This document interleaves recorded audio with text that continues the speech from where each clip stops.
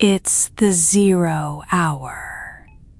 In 1919, an entire city was told to play music or die. They played. And 100 years later, we still cannot tell you who told them to. New Orleans, May 1918. A city of corner groceries, most of them run by Italian families who had arrived within living memory. People slept with the windows open.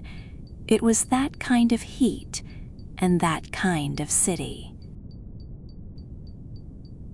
Joseph and Catherine Maggio kept a grocery. One night that May, somebody removed a panel beside their back door, cut it out neatly, the way a man does who has done it before, and let himself in. The axe belonged to the Maggios. It was already in the house. He would do that again and again. Bring nothing, use what was there, leave it behind. Over the next 17 months, it happened again and again. The counts do not agree. The paper of the day said 16, later accounts say 12, and 5 people died. Almost all of them were Italian. Several of them kept shops. Understand what that meant. Not a mystery in a newspaper.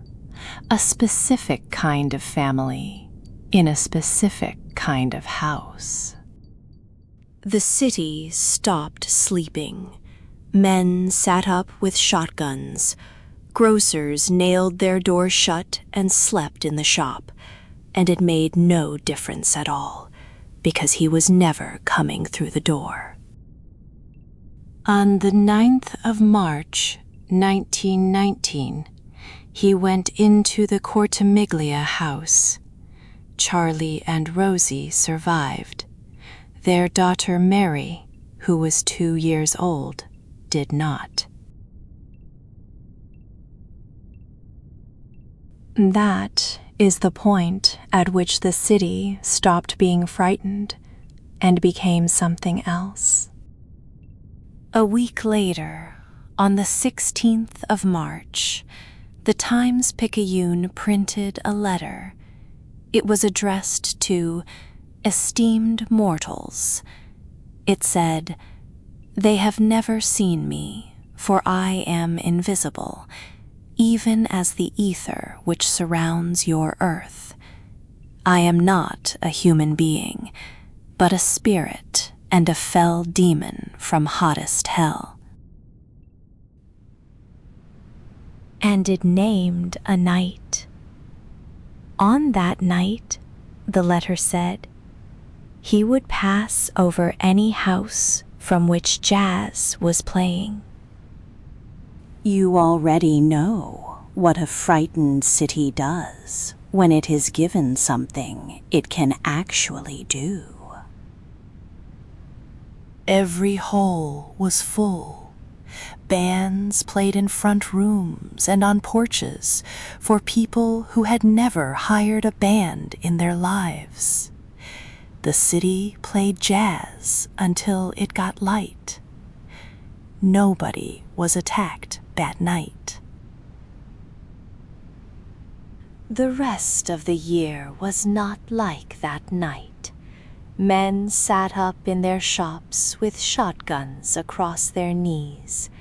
There were false alarms and shots fired at neighbors, and at least one man nearly killed a friend who came to the back door after dark.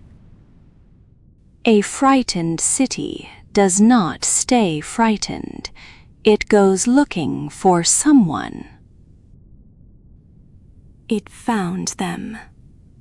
Rosie Cortimiglia, who had survived that March night and whose daughter had not, told police it was her neighbors, Iorlando Jordano, who was 69, and his son Frank, who was 18.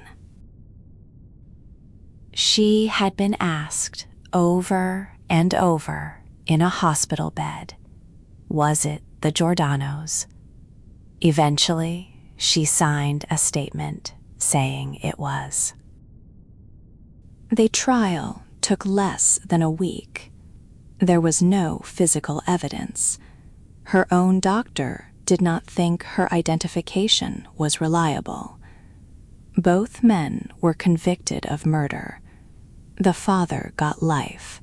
Frank, who was 18, was sentenced to hang. Frank Jordano was over 6 feet tall and weighed more than 200 pounds. The whole signature of this case was a man who came in through a cutout panel in a door. Frank could not have fitted through it.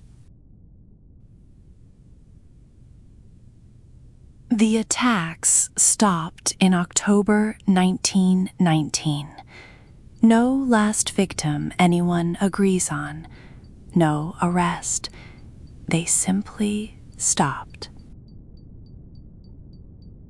9 months after she put them there, Rosie Cortamilia walked into the Times-Picayune and took it all back. She said she had not seen who attacked her. She said she had been made to say it. Iorlando and Frank Jordano walked out in December 1920. The state had convicted 2 innocent men of killing a 2-year-old, and the man who did it was never named at all. And there is one more thing, which is usually left out. Historians are not at all sure the killer wrote that letter. That same year, a New Orleans composer named Joseph Davila published a piece of sheet music, the mysterious Axman's Jazz, Don't Scare Me, Papa. Some historians believe he wrote the letter himself to sell it. So this is what is left, a city that danced until dawn because it was told to. And no way now to know whether the thing they were afraid of ever wrote to them at all. Or whether somebody simply understood exactly how much fear was worth. Nobody was ever charged. 2 men were, and should not have been. The file stays open